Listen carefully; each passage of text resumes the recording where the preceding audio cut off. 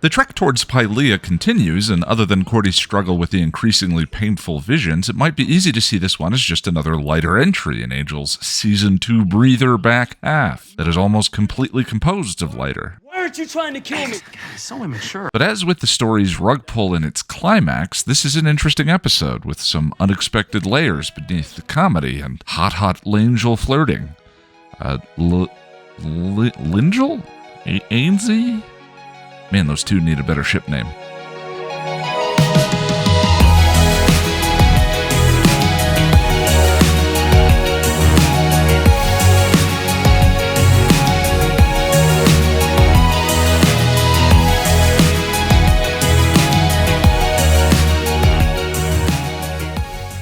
The episode's cold open shows a lonely and incredibly smooth Lindsey waking up in bed alone. One of the show's eternal mysteries might be what is it with Buffyverse boys and red sheets. We see a bit of Lindsey going about his morning routine and lusting for the life he had before Angel mono-handed him. Mostly I'm distracted in the sequence by his incredibly for serious bracelet and wondering if Angel has one too. Check it out, we're bracelet buddies.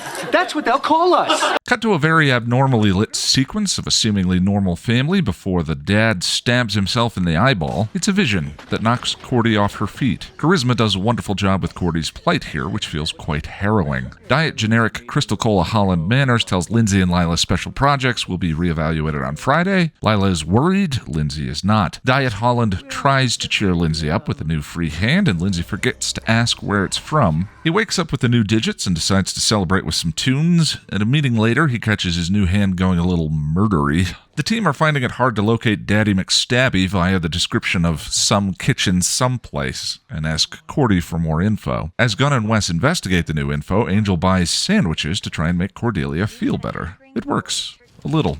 I love you. Yeah, I love you guys too. Unable to find more information, the team resorts to extreme measures. Angel's gonna sing. Isn't there some other way? There has to be. Think, dammit. Hey! At Caritas, before Angel can figure out which Barry Manilow song to defile, everyone gets distracted by a different karaoke performer. Lorne says Angel and Lindsey's paths are intertwined. Am I the only one who saw 48 Hours? 48 Hours, widely if inaccurately credited as the first buddy cop movie, was a 1982 film starring Eddie Murphy and Nick Nolte as a convict and cop who team up to stop some hardened criminals. Lindsey initially refuses to help, and in a surprisingly slick move, Angel grabs Lindsey's glass to check his new hand for prints. The hand belongs to a former Wolfram and Hart employee. Lindsey investigates a lead with a parole officer that attacks him. Angel rescues him, buddy shenanigans ensue. You don't tell me what to do. It's so immature. Shut up! The officer tells where the hand owner ended up. Lindsey and Angel fight their way inside, and in the basement, remember, nothing good ever happens in Buffyverse basements, there's a room full of part stoners being kept alive to serve as members of Wolfram and Hart, and Lindsey finds out who his hand wanted to kill. The two of them burn the place down. Lindsey saves Lila by burning his own bridge at Wolfram and Hart in a delightful monologue where he feels like a normal human being who has suddenly wandered into the middle of a horror story and gets to expose its ridiculous tropes. Stop it, evil hand, stop it. This isn't right. We should split up. We can cover more ground that way. Really? And on Lindsey's way out of town, Angel stops by so he and Lindsey can have one last flirtation. Standing in the hallway, I know you know what I'm about to tell you. I've just realized that you can't let go.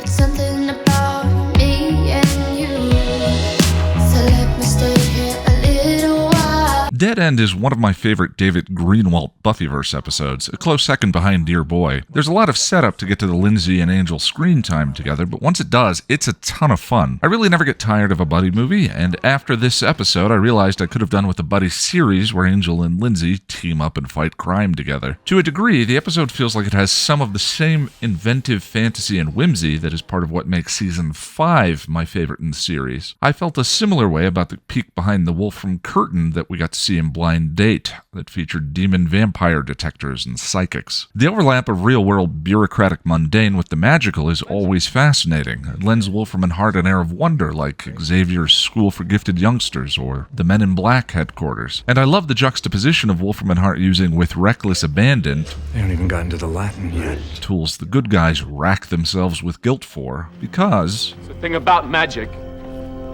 there's always consequences. the humor in the series continues to get better and better, and I never get tired of surly angel karaoke jokes. What is that? Rock, country, ballad? Pick a style, pal. Angel cakes.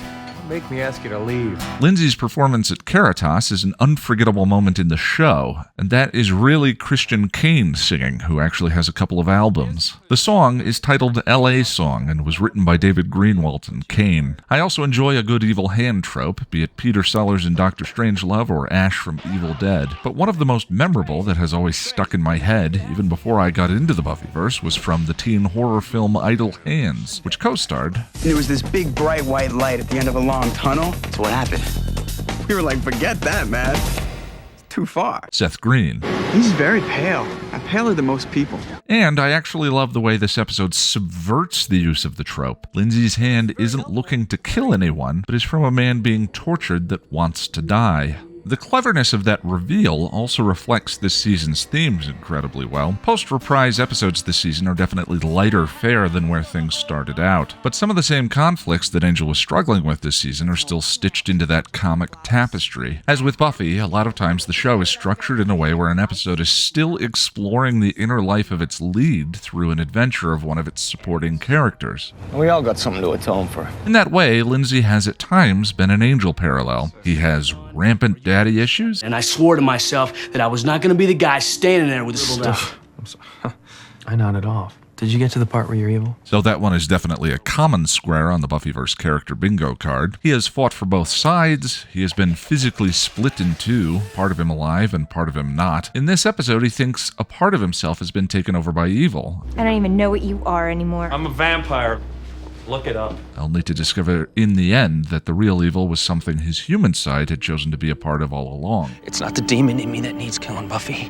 It's the man. And if there was any doubt left as to their character's reflection, Lorne makes the comparison explicit. Angel's here for the same reason you are. In the end, and as ever, Lindsey has to make a choice. Something back in Blind Date he once deferred to Holland, who seduced him with the patriarchal doting he's always craved. I love that Lindsey tries the same thing here, and Angel, who has been in his shoes, doesn't let him.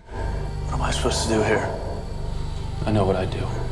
This is your deal. I like it. On his way out of town, Lindsey tells Angel what has essentially been one of the major lessons this season. Key to Wolfram and Hart, don't let them make you play their game. You gotta make them play yours. Lindsey's departure was apparently at Christian Kane's request. In an interview with author Nikki Stafford for her book Once Bitten, he said he was frustrated being a suit guy on a superhero show and asked Tim Minear to kill him. Quote, "It wasn't fun anymore, and the prosthetic hand we see on screen wasn't just a glove. It was a glove, a brace, another glove taped, and then paint that took 45 minutes to put on. Taking the thing off every night removed skin." As usual, the title of the episode works in a few different ways. The show's most obvious dead end is, well, Lindsey's hand, of course. The gang reaches a wall in their investigation, which Gunn calls out. We're at a dead end. Lindsey's life at Wolfram and Hart has been feeling like a meaningless dead end, and Cordy's visions appear to be sending her towards a dead end of her own.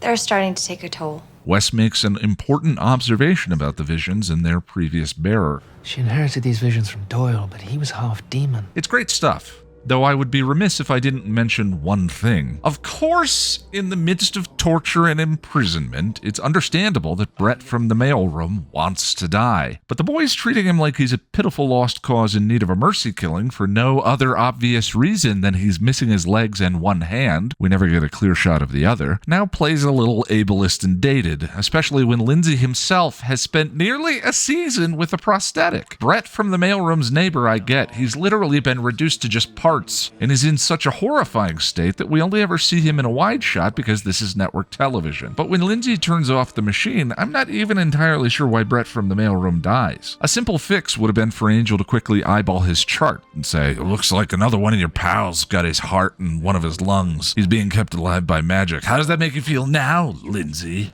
Regardless, I really like this episode. Lindsey's departure feels like a fitting send-off. The theme play is a lot of fun. Charisma's performance of Cordy's vision crisis provides some compelling drama. Though I will say, wherever I thought the season's breather back half was going, it was not these next 4 episodes. Numfar, do the dance of shame.